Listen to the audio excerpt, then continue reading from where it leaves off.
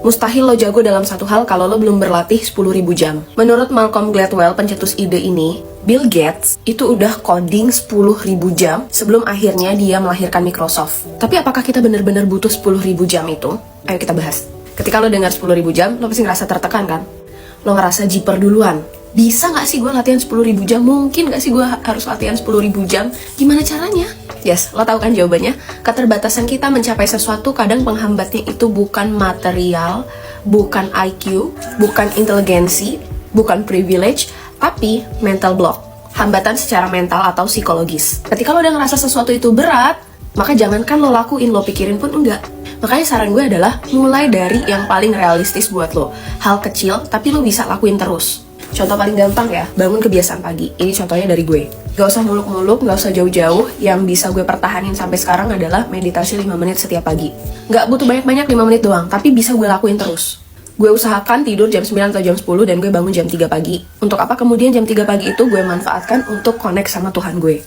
Gue sholat, gue berdoa, gue cari ketenangan, gue cari ide. Gue manfaatkan momen-momen jalur langit itu untuk meminta apa yang gue mau. Ini mungkin agak lari sedikit dari topik ya, tapi beneran gue ngelakuin itu.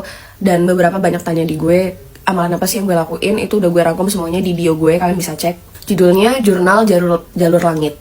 Oke, balik lagi ke poin disiplin tadi. Disiplin itu semacam otot yang bisa lo latih, tapi ya layaknya otot tubuh akan kaget kalau misalnya lo tiba-tiba langsung naikin dosis yang tinggi gitu. Pasti step by step, baby step pelan-pelan. Sama halnya kayak lo mau naikin dosis obat juga gak langsung dosis tinggi kan. Ada banyak faktor yang mesti lo tahu, gimana cara lo belajarnya, gimana metode yang paling works buat lo, dan seberapa banyak waktu yang bisa lo investasikan untuk hal tersebut. Kalau lo cuma punya waktu 5 menit sehari, ya udah, maksimalin 5 menit itu. Karena gue percaya ketika yang lo punya itu 50% dan lo kasih 50%, itu artinya lo memberikan 100% dari yang lo punya. Ngerti kan? Gini deh, kata orang misalnya bersedekahlah sebanyak-banyak ya, tapi yang lo punya itu cuman 10.000. Ketika lo ngasih 10.000 itu, ya itu sama halnya kayak lo ngasih semuanya. Jadi 100%-nya orang tuh beda-beda. Ketika yang lo punya cuma 50% dan lo kasih semuanya, ya udah, then you did your best. Itu yang gue percaya. Gitu pun olahraga. Gue olahraga tuh gak memaksakan diri, tapi gue seminggu 5 kali, dan dalam 5 kali itu perharinya gue 30 menit olahraga. Gak perlu sejam 2 jam, gak perlu, karena gue mampunya menginvestasikan 30 menit doang. And that's okay. That's my 100%.